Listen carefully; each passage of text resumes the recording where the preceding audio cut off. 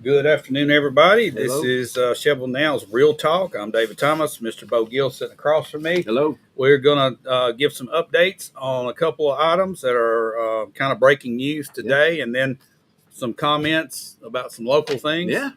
Right now, the big thing of the day was the United States and the UK getting together and having a trade deal put in place, Bo.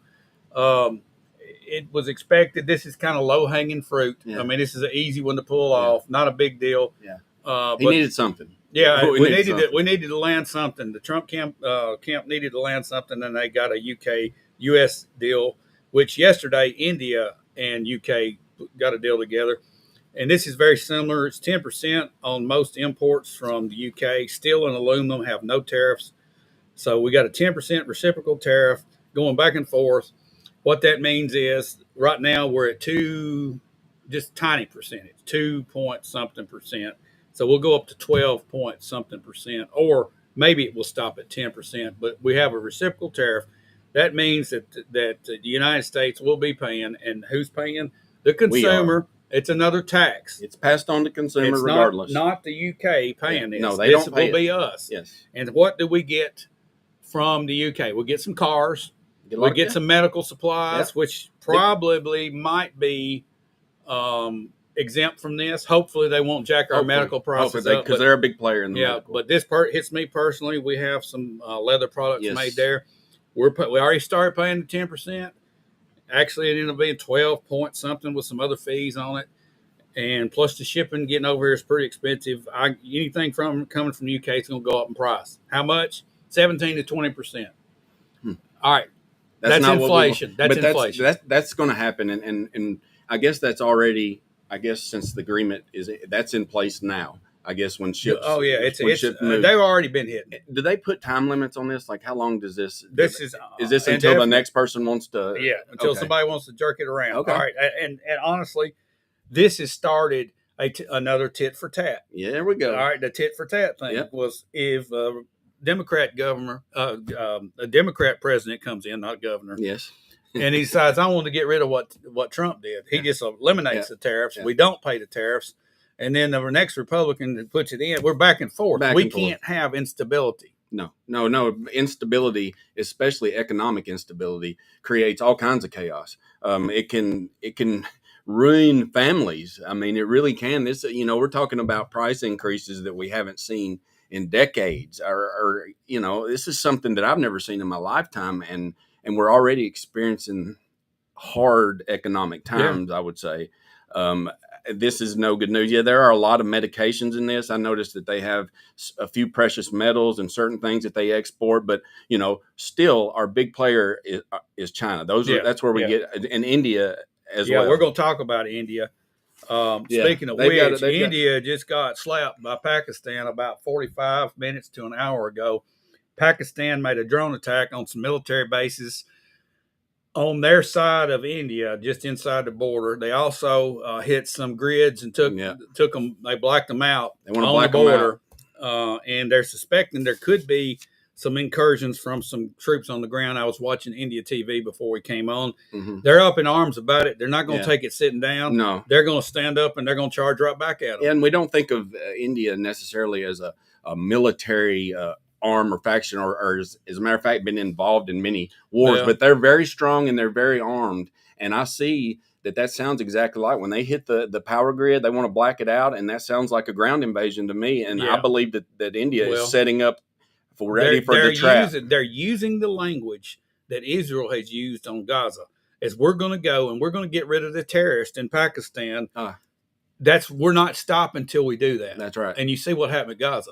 This is not going to happen this way because Pakistan has nuclear weapons. India has nuclear weapons.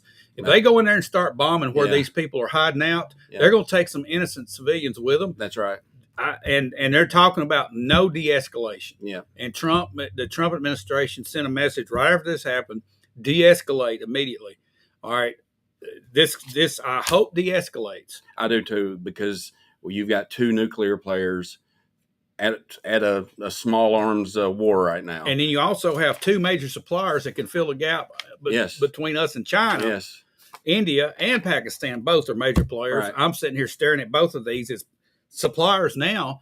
what's going to happen if they over there go level everybody? Right, and I'm not sure, and I guess I haven't been keeping close to this situation. This has kind of been building up as a terrorist type activity where the government was kind of staying away. I believe the Pakistani government they're now, allowing it to happen, and now they're and it's about like it's similar to what's happening in Gaza. right. They allow the terrorists to hang out in caves, and they go around and hide behind civilians. I mean, they've got mosques over there. Yeah.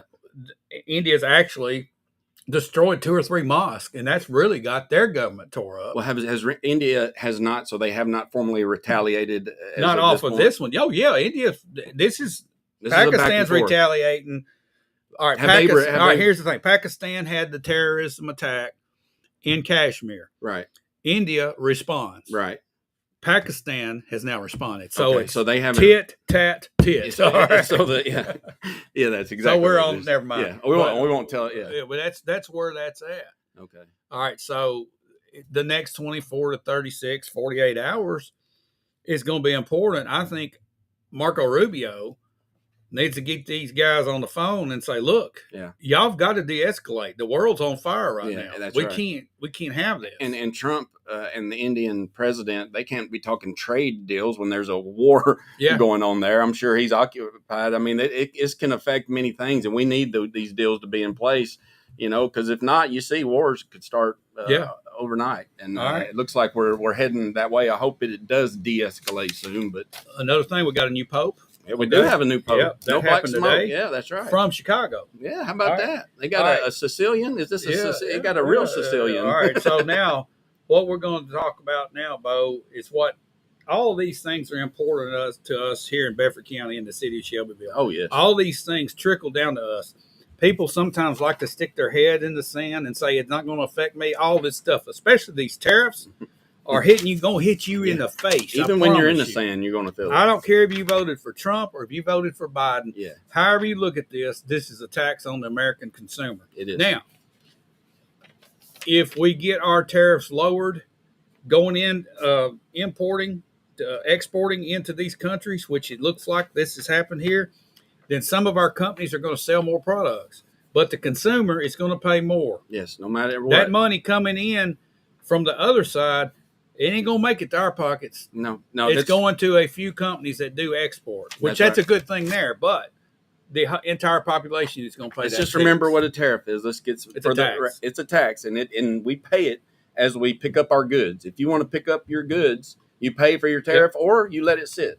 It goes away. They'll just blow it up. It's a tariff. It's a tax on it's a tax. The American people. It's a tax. All right. Now, locally, Josh and I came on yesterday with the breaking news where the judge, Don Ash, ruled in favor of the city on its lawsuit. Yes.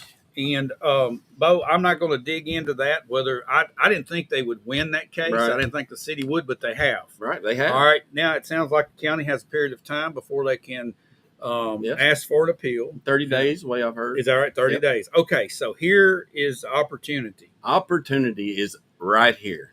And what kind of opportunity, you might ask? And I would say opportunity to bring this tit for tat that we've had going on in the county together. It's time to get together. And as our mayor has said in his political You're talking speeches, about the county mayor. County mayor, Chad Graham, yeah. He says, build a better Bedford together. And how he reacts to this lawsuit will be definitely see if he wants to live up to that so-called slogan, or if he wants to build a barriered Bedford County apart, because there's two ways he can go here. And I think that it's almost time to dust it off, to say this was in the past. This is something that none of us really had a decision on. It's here, it's there. We put it to the lawsuit. The judge has ruled. Let's move on. Let's handshake, and let's don't do this again. All right, here's what I say. I got friends that are county commissioners. I got friends that are city council members. It's time for our city council and our county commissioners to stand up and say, this is it. Yes. We're not going to pay for any more of this. Right. And the taxpayers do not need to pay any more lawyer bills over something like this. It's money. I get it.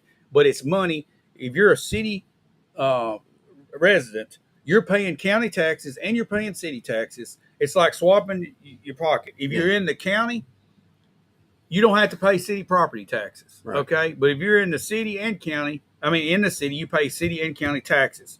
Now, what they're going to say, the county, and this is already I'm going to call it the underground propaganda machine at work. Here we go.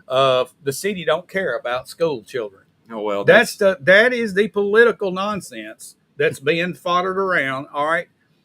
Let's say this. I own property in the city. Mm-hmm. I pay city property taxes and I pay county property taxes. Mm-hmm. Those county property taxes go to fund the school system. That's right.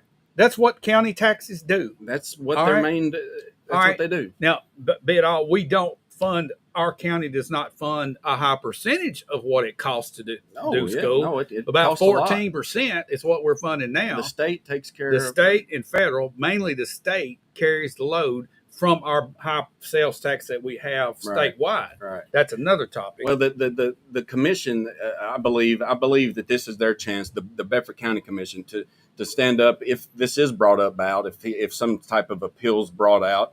And I believe they should stand up and say enough's enough. And I believe that if they don't, and then they want to still, do the fight and cost the taxpayers more money. All right. Here's the thing. This money goes toward the debt reduction, the debt services fund that's got $60 million in it. Yeah. Okay. Yeah. I know. We've been building stuff, and it keeps going up. Yeah.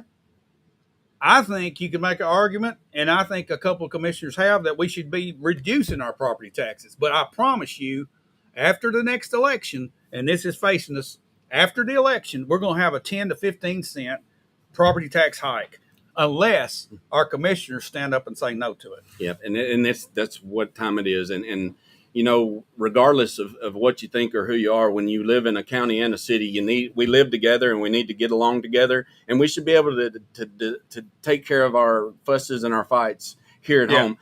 I know that the city spent close to $1 million on this lawsuit, and I would assume that the county spent that much or more. I know that an appeal doesn't cost as much, but an appeal is going to cost more, and it's going to lay the time out. And let's remember, this does not come into effect until 2027. Right. So July 1st, 2027. So it won't be an after the election. Yes. Okay, so we can all talk good from now till 2026, get elected, and then we can turn the screws on the well, that's county. True. All right, but here's what I want to say to everybody that wants to tout this Better Bedford stuff.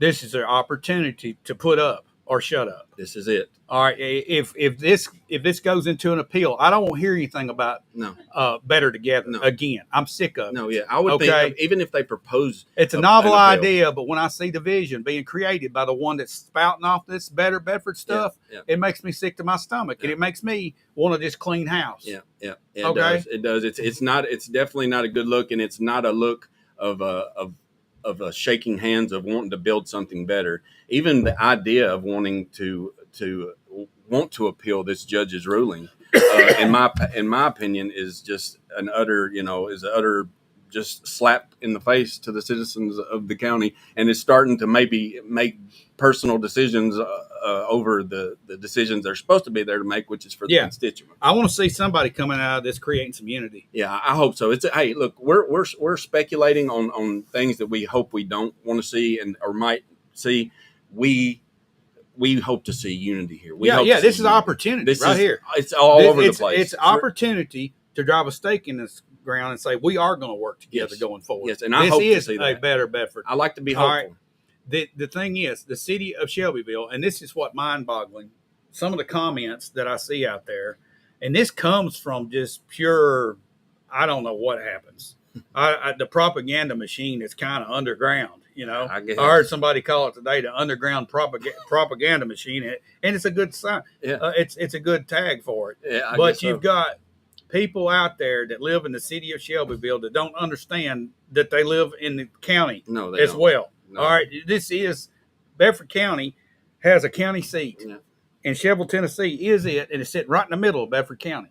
You have a Bedford County commissioner. Yes, you do. Okay, and you have the opportunity to vote for or against this commissioner. Yes, you and do. Replace them. Yes, in your area. Yes. If these people don't get together, they got to go. And it's this both sides, all of them. Yeah. Everybody, there needs to be olive branches being reached across the aisle right now toward each other, and the two mayors need to start it. I mean, this was a decision made in the past. You know, now a judge has ruled, it's over.